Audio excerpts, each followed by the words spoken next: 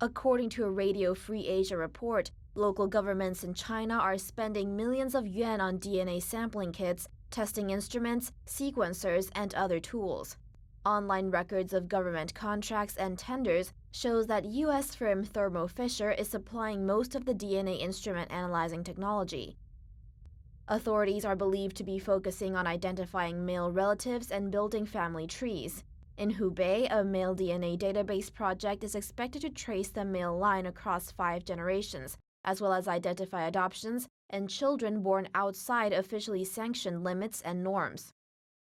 In the RFA report, China analyst Willy Lam said the DNA collection may be linked to plans to open up the hukou or Chinese household registration system. Any DNA database will also likely be used alongside existing AI systems, facial recognition technology, and the social credit system, making it convenient for government surveillance. DNA collection is also being extended to newborns. In June 2018, authorities in Guangzhou issued the first electronic birth certificate with a DNA barcode.